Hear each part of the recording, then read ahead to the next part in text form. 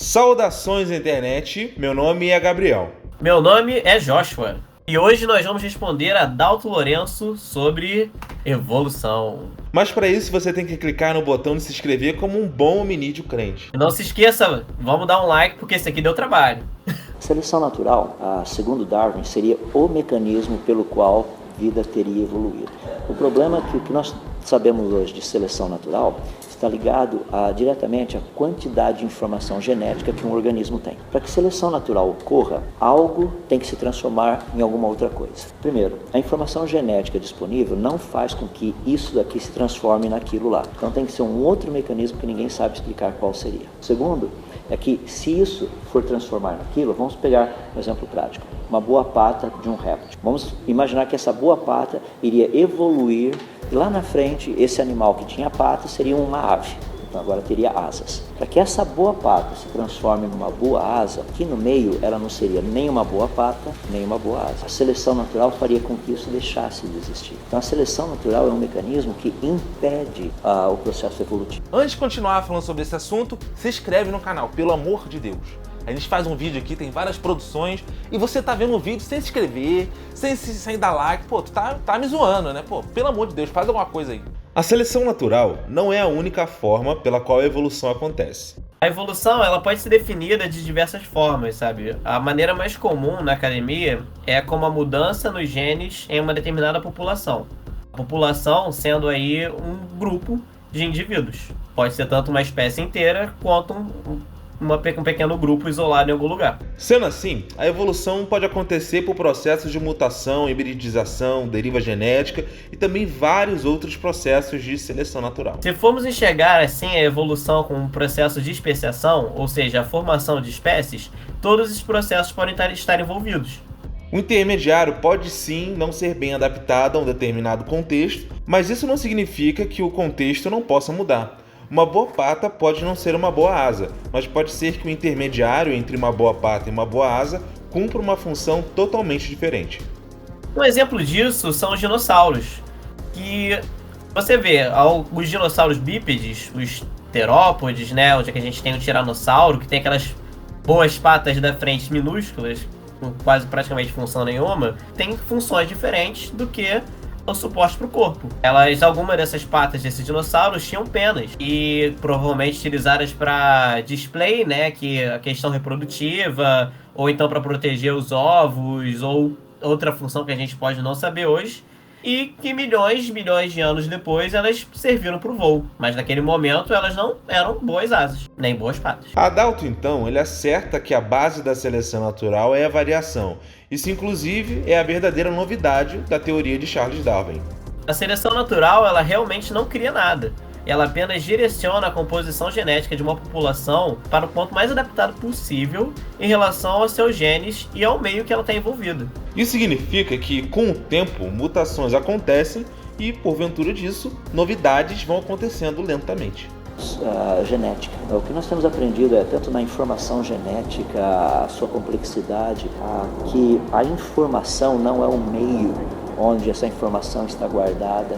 Eu posso pegar o sistema operacional Windows e colocá-lo num DVD, eu posso colocar num pendrive, ou num HD, um disco rígido. O que eu estou passando de um lugar para outro? Não é matéria. Estou passando algo que nós chamamos de informação. E informação e onde a informação está guardada são duas coisas diferentes. Por muitos anos as pessoas achavam que a informação e aonde a informação estava guardada era uma coisa só. Se eu descobrir a origem de onde essa informação está guardada, como que esse negócio chegou até aqui, eu saberia a origem da informação também. O que nós percebemos hoje é que isso não é verdade. A informação não está relacionada diretamente à origem da informação, não está relacionada diretamente à origem do meio onde a informação está guardada. Adalto entra em uma divagação filosófica para fugir de um ponto básico. A informação, independente se o DNA ele contém a informação ou se ele é informação, isso vai ser uma disputa filosófica, ela vai se encontrar no DNA. E pode surgir nova informação através de mutações. Inclusive, pode ter aumentos de informação, que são argumentos muito utilizados, que não é impossível ter aumentos de informação com mutações. Pode ter sim, porque existem mutações que se duplicam genes, se duplicam regiões inteiras, e isso vai gerando nova informação, e essas informações elas podem, sabe, ser tanto a nível de gene quanto a nível de cromossomo. Então toda essa divagação aí que ele faz sobre informação, no fundo, não serve para nada e não leva a lugar nenhum. Por exemplo, o registro fóssil é algo fascinante também. Darwin, quando ele escreveu o seu livro, ele disse que o maior problema com a sua teoria é que não havia evidências de evolução. Em 1979, quando a teoria de Darwin completou praticamente 120 anos, saiu uma reportagem muito interessante. O Dr. David Raup, escrevendo a respeito do registro fóssil, disse que a situação não tinha melhorado muito e que até mesmo hoje, ou seja, em 1979, eles tinham muito menos fósseis que eram exemplos de evolução do que o Darwin tinha na época dele. Mas Darwin disse que ele não tinha nenhum e hoje eles tinham menos. Essa conta para mim é estranha. Esse é um argumento citado exaustivamente por criacionistas. Sempre é dito que não existem fósseis transicionais indisputáveis, o que não é verdade. É preciso explicar melhor a questão. O que é um fóssil transicional? Fóssil transicional é um fóssil que apresenta características morfológicas em comum com determinadas espécies que são vivas e determinadas espécies que são extintas, sendo provavelmente alguma coisa intermediária entre elas. Existem muitos fósseis que apresentam sinais de transicionalidade. Diversos dinossauros não avianos, por exemplo, eles possuem características que a gente encontra em aves, como penas, e alguns até penas que poderiam ser utilizadas para voo. Não à toa, nós conhecemos diversos fósseis de baleias semiaquáticas e outras que eram completamente adaptadas à vida no mar e possuíam até 4 nadadeiras, por mais bizarro, por mais fantástico história de RPG que isso possa parecer. Exatamente. A questão é que a evolução ela não ocorre de maneira linear, com uma espécie que ela vai ser só aquela espécie e vai se transformando com o tempo em outra. A evolução ela é um processo tanto criativo quanto aleatório, então existe uma diversificação, formando diversas espécies. Sendo assim, aquilo que a gente sabe sobre registro fóssil é simplesmente uma pequena fração das espécies que de fato realmente existiram. Fica muito difícil assim descobrir se determinado fóssil é realmente um ancestral de outro, mas temos plenas evidências de linhagens que, em relação às espécies atuais, apresentam sinais de transicionalidade. Ou seja, a quantidade de evidências que nós temos mostrando que evolução nunca aconteceu, isso no registro fóssil, na genética, na biologia, nos processos naturais, é esmagadora. Continua sendo ensinado mais ou menos naquele mecanismo, você forçar a pessoa a aceitar por intimidação. Hoje um aluno não pode mais perguntar ao professor, mas professor, eu não concordo com isso, mas como assim? Geralmente nós somos assim meio que colocados no paredão. Olha, é possível, século XXI, se não aceitar uma coisa dessa, a teoria da evolução já foi provada. Isso é algo, existem evidências em todo lugar. Só para deixar claro e encerrando, se é teoria, é porque não foi provado ainda. É por isso que ela tem o nome de teoria da evolução. Tecnicamente não deveria ser nem teoria, deveria ser hipótese da evolução. Por quê? Porque teoria, ela necessita ser testável, e evolução não é testável. As pessoas falam, não, mas demora milhões de anos. Exatamente, eu estou dizendo, não é testável. Ou seja, não pode ser teoria, pode ser hipótese, não teoria. Em primeiro lugar, muitos filósofos da ciência discordam de que provas definitivas sejam possíveis na ciência moderna. Isso devido ao problema da indução. Como podemos então partir da observação de um fenômeno para uma formulação universal? A partir de qual momento se está comprovado que as coisas sempre vão ocorrer daquela maneira? Um exemplo é a própria teoria da gravidade. A partir de quantos experimentos se prova que ela está correta? Até quanto o desvio dos resultados esperados pode ser ignorado, sabe? As ciências físicas possuem outros modos para evitar esse problema, eles próprios com suas críticas. A questão é, a ciência não é uma disciplina que buscará verdades absolutas, embora possa chegar a elas, como o fato de que Plutão existe. Mas se ele é um planeta ou um planeta não, aí já é um problema de classificação que a gente vai ter. A teoria da evolução, ela funciona mais como uma ciência histórica, recolhendo evidências do que a gente tem agora acesso no presente, através de diversas fontes, como a fonte do registro fóssil, a anatomia comparada, a biogeografia histórica a genética e até mesmo a química. Todas essas disciplinas apresentam dados que são organizados atualmente de maneira consistente com a teoria da evolução. Não tem como negar isso.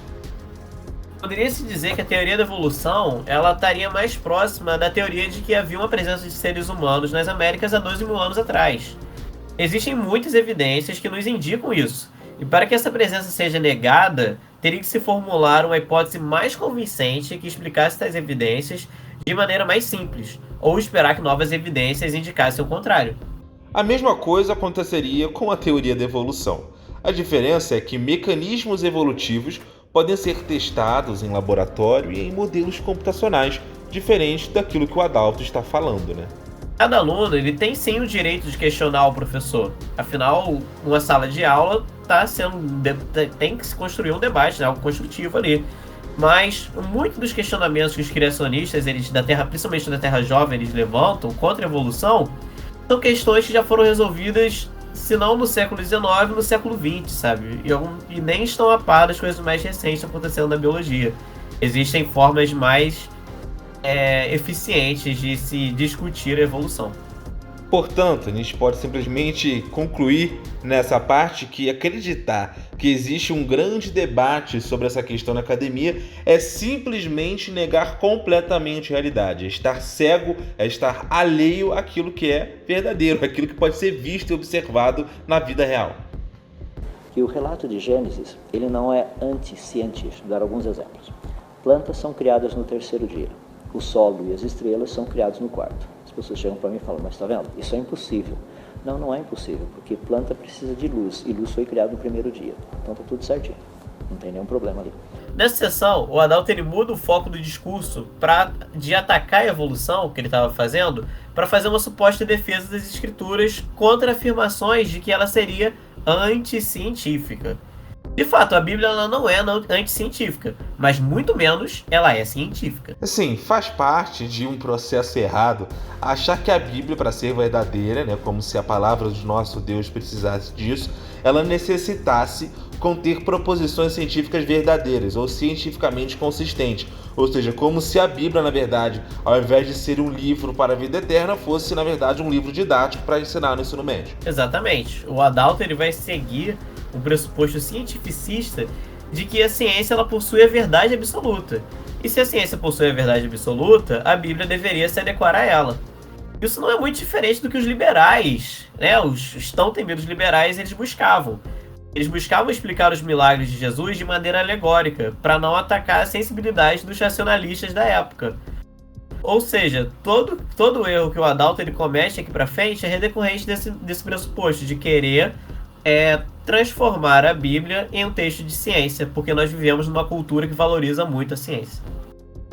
Um grande erro que o Adalto Lourenço comete, que várias outras pessoas vão cometer, é afirmar que porque as plantas elas existem antes da criação do Sol, elas só poderiam ser formadas através da luz criada no primeiro dia.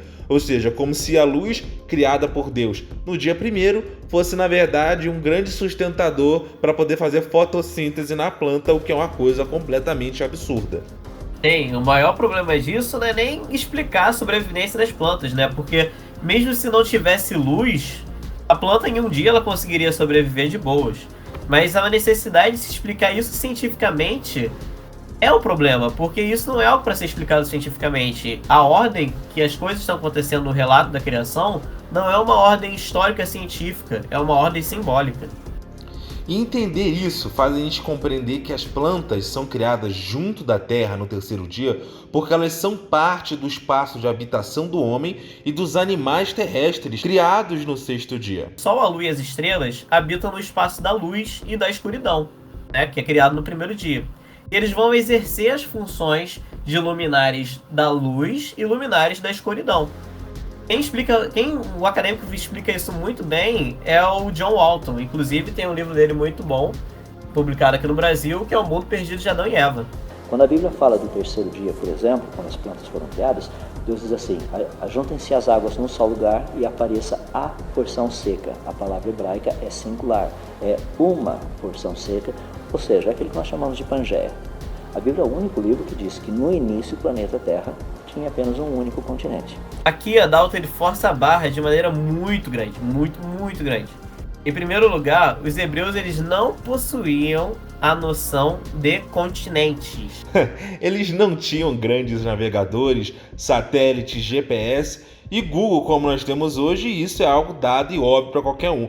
Ou eles não precisariam de uma nuvem para guiar até a Terra Prometida. Eles simplesmente colocariam no Waze e chegariam lá sem muitos problemas. Sim, eles poderiam pegar ali o Google Earth e saber ali onde é que está a Terra Prometida, né? Mas não foi dessa forma. Dizer que Deus criou a porção seca em particular, isso não tá falando da Pangeia, sabe? Porque eles não tinham nem sequer noção de que existia outro continente além da terra que eles viviam. Eles sabiam que existia muita terra e sabiam que existia uma grande porção de água. Era isso, sabe? Eles não sabiam que existia a América, a Oceania. Porque se você parar pra pensar, como que a África e a Eurásia elas são muito próximas e há uma conexão ali, né? Para eles era tudo uma terra, uma grande terra só, uma grande porção de terra só. Quando a Bíblia fala, por exemplo, da criação do ser humano, vamos falar do homem especificamente, sexo masculino, ela diz que o homem foi formado do pó da terra. A palavra pó na língua hebraica ali é muito interessante. Se você pegar a Septuaginta, que usa o grego, você vai perceber que a palavra pó significa a menor partícula possível. Essa menor partícula hoje são os elementos químicos que nós temos, são os átomos. Isso é a menor partícula que a gente tem por aí. Só que a Bíblia nos diz que o ser humano foi feito do pó da terra, ou seja, do pó daqui, desse planeta. É fascinante porque 60 elementos químicos específicos que nós temos no nosso corpo, você encontra no solo da terra também.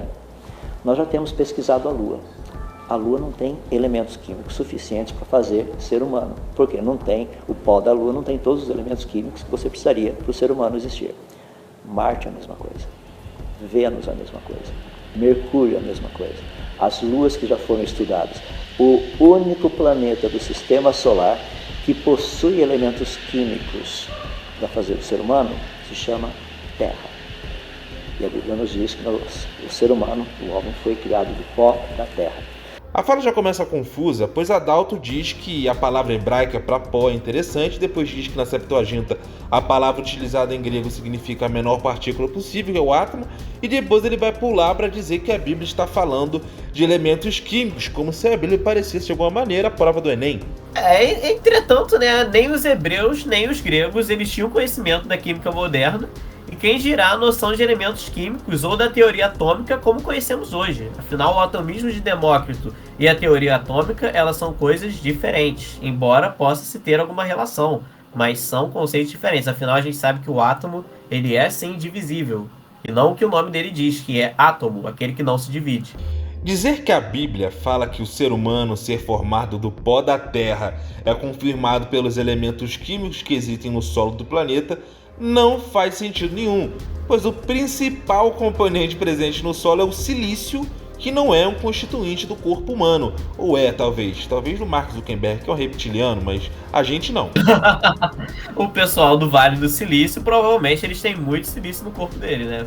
Provavelmente o pessoal lá já são robôs. Faz sentido. Outros planetas, eles não possuem os componentes para o corpo humano, claro. Mas isso não é surpresa, pois tais componentes são orgânicos a maioria deles, e apenas a vida orgânica na Terra, né? A maioria dos elementos essenciais, enxofre, hidrogênio, carbono, oxigênio, fósforo, açúcar, tempero e tudo que há de bom, mas não em quantidade suficiente para que a vida como conhecemos hoje seja viável, a não ser que você tenha o elemento X para que nasçam as meninas superpoderosas. Sim, e de acordo com os estudiosos do Antigo Testamento, dizer que o ser humano vem do pó da terra estaria muito mais ligado com a sua frugalidade e imortalidade, já que os corpos mortos no deserto, eles se ressecam e se tornam pó. A gente que vive numa região mais úmida, né, e a gente não tem contato direto com o corpo, a gente não vê muito essa questão do corpo se tornar pó, sabe? Essa associação ela faz sentido com diversos textos nas escrituras que mencionam a mortalidade do ser humano. Inclusive, alguns salmos eles vão utilizar essa imagem de que o ser humano ele é como um pó, né? Que ele, uma brisa o leva, né? Quando nós chegamos na criação da mulher, Muitas pessoas criticam, falam, mas esse exemplo aí, a maneira como a Bíblia coloca, é um absurdo. Olha só, Deus faz cair pesado sono sobre o homem, ele adormece, daí Deus tira uma costela, ele fecha o lugar com carne, dessa costela ele transforma numa mulher. Isso é um absurdo. Não, Deus está usando um linguajar para que qualquer pessoa entenda. Olha como toda a descrição está correta. Deus faz cair pesado sono sobre Adão e ele adormeceu. Isso é anestesia geral.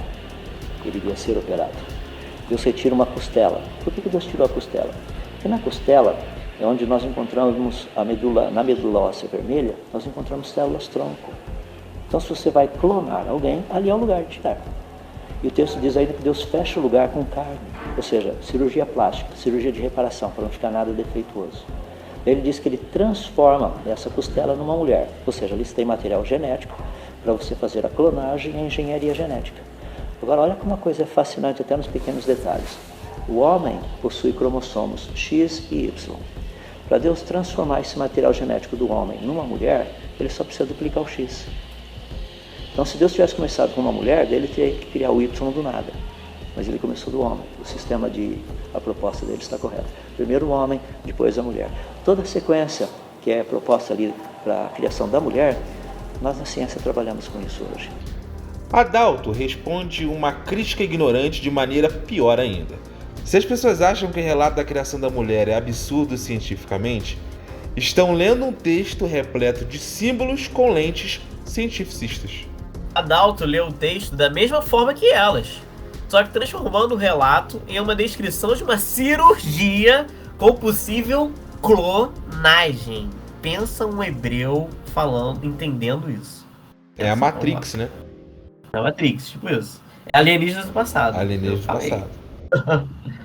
O mais triste disso tudo é que ele diz: está tudo explicadinho para todo mundo entender. Claro, para o público do século XXI entender anestesia geral, cirurgia e clonagem é relativamente fácil. Mas o hebreu tinha a mesma noção disso que nós. Veja, ele simplesmente está dizendo que o texto sagrado, ou seja, a explicação que o Espírito Santo coloca na Bíblia, demorou 4.000 anos para ser interpretada de forma perfeita, ou seja, a igreja e o povo de Israel viveu 4.000 anos sem entender que, na verdade, Deus não está falando sobre símbolos, sobre a origem da mulher, sobre ser parceiro do homem. Não, na verdade, Deus está falando de clonagem, Deus está falando de DNA. Me poupe, né? Claro que esse tipo de interpretação, ele não era óbvio para o judeu, não é óbvio que estava falando sobre isso. Embora procedimentos cirúrgicos e anestésicos ancestrais eles existissem, eles não se comparavam com o que a gente possui hoje em dia. E a forma que ele diz é algo extremamente moderno, sabe? Essa ideia de cirurgia anestesiada para retirar uma costela, para extrair células-troncos, para então você clonar uma pessoa. E não é uma clonagem comum, é uma clonagem que você está clonando a partir de um homem, formando uma mulher, algo que eu não sei se é caso relatado nisso até com animais, é algo ridículo para você pensar na época, sabe? Não é algo que seria se mensurar, entende?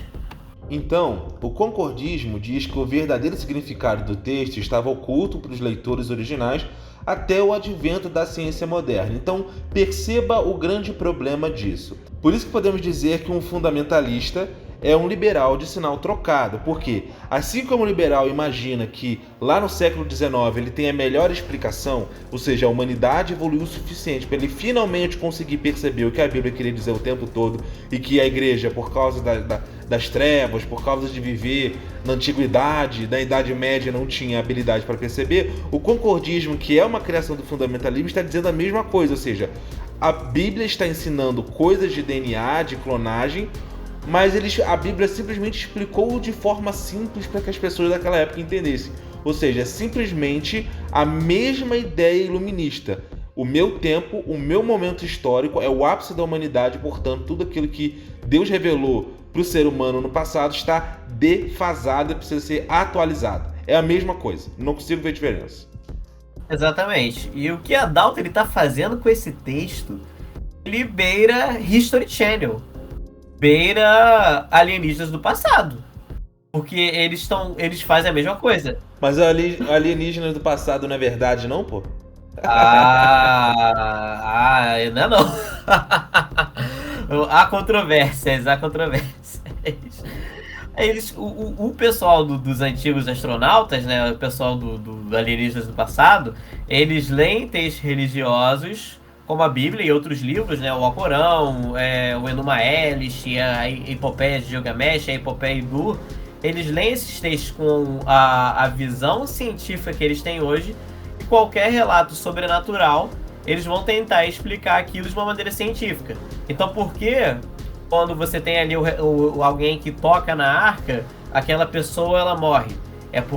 Não é porque aquela pessoa ela estava desrespeitando o espaço sagrado da presença do Senhor. É porque a arca ela era um instrumento de conexão alienígena e que ela tinha ali um material radioativo e a pessoa que tocou morreu. Não é muito diferente você parar pra pensar da explicação do Adalto para isso. É um pulo, sabe? É isso, você tá ignorando o simbolismo, você tá ignorando a sacralidade do texto em prol de uma leitura cientificista. Você tá colocando ali algo que as pessoas, conceitos que as pessoas nunca pensariam, e você está dizendo que esse era o significado do texto óbvio para qualquer um que quiser ler, né? É isso que está sendo falado. Então, o que o texto realmente diz? Em seu livro O Mundo Perdido de Adão e Eva, John Alton demonstra que a palavra em hebraico utilizada para o sono de Adão ela tem um teor um pouco mais místico. Ela é utilizada para sonos e sonhos proféticos em outros locais da mesma Bíblia, do Antigo Testamento. A palavra costela, quando ela é utilizada em outros textos, ela também pode ter o significado de lado ou pilastra. Isso pode nos indicar que o sentido do texto tem a ver com Adão sendo apresentado em uma visão com o que é o ser feminino, sua auxiliadora, literalmente feita a partir de sua metade, ou de uma de suas partes sustentadoras. Afinal, o lado, a costela, ela é uma parte que dá sustentação ao tórax humano, né? Não há absolutamente nenhum problema na criação de Eva ser simbólica, pois o seu próprio significado é simbólico. E a gente hoje, vivendo na nossa sociedade pós-iluminista, a gente tem uma dificuldade muito grande de dar valor para aquilo que é simbólico, para aquilo que é um símbolo. E a gente leva muitas coisas para a ideia do material, para a ideia do factível, para a ideia das evidências, das provas, e a gente acaba perdendo completamente o valor que o símbolo tem. Porque o símbolo, diferente de uma realidade, o símbolo diferente de Deus ensinando clonagem na Bíblia, pelo amor de Deus, o símbolo que Deus imprime em Gênesis, capítulo 2, ensinando como a mulher foi criada, leva o nosso entendimento a uma compreensão mais profunda do eterno. Exatamente, afinal, como o reverendo Giordano ele já tinha dito, o símbolo ele é uma indicação da verdadeira realidade. Ninguém se torna literalmente uma só carne quando a gente se casa, mas sim simbolicamente, ao vivermos uma vida de comunhão íntima com nossos cônjuges, formando uma nova carne, uma nova família.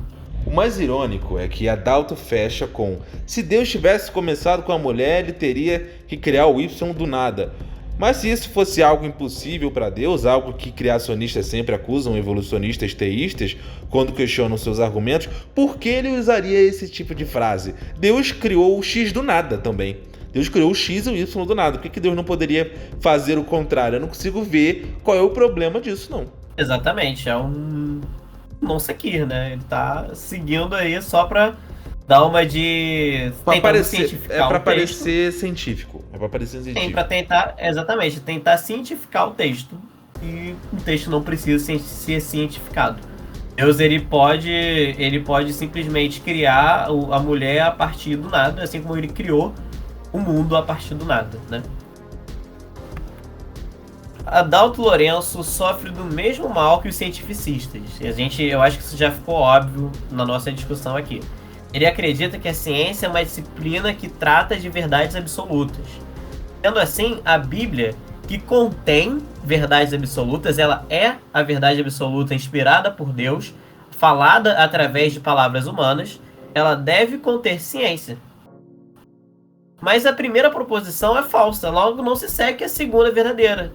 Porque se a ciência não é absoluta, e a Bíblia é a palavra de Deus e é absoluta, a ciência não precisa estar na palavra de Deus, porque a ciência vai mudar e a Bíblia vai continuar. A Bíblia, como palavra de Deus, possui conhecimento sobre o mundo criado que a ciência nunca poderá nos dizer. assim como a ciência nos diz coisas que não eram da alçada das escrituras responder.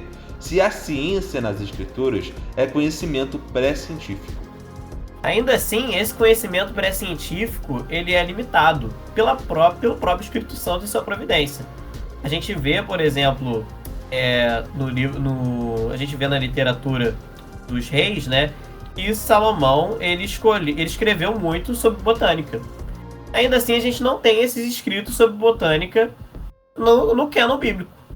Então, o próprio Espírito Santo, ele sabiamente sabe que, embora ele tenha inspirado Salomão com sabedoria, com o conhecimento que ele tinha para a época, um conhecimento pré-científico, ele não seria a melhor pessoa para ensinar botânica para gente. Nós temos livros e especialistas em botânica que podem ensinar botânica pra gente muito melhor do que o homem mais sábio de todos os tempos. Entenda isso. A vida não é preto e branco, não é 8 ou 80, não é vermelho e azul. Não precisamos que a evolução seja falsa para que a Bíblia seja verdadeira, nem que a Bíblia tenha ciência moderna para que ela possa ser considerada como infalível. O que Adalto faz é divinizar a ciência e cientificar as escrituras. Porém, como a ciência é mutável e antidogmática, esse castelo de areia perigoso que foi criado, ele vai cair na próxima onda de revolução científica. Toda ciência é o homem tateando e buscando explicar a magnífica criação de Deus a partir de sua própria limitação. Agradeço muito você ter assistido o vídeo até aqui, fico muito feliz. E olha só, como eu já falei, não se esquece de se inscrever, não se esquece de dar o like, compartilha para outras pessoas esse vídeo, esse conteúdo que a gente fez com muito amor, muito carinho para vocês, para resolver essas dúvidas importantes que você tem nesse tema específico, beleza? Valeu aí, pessoal, e até mais.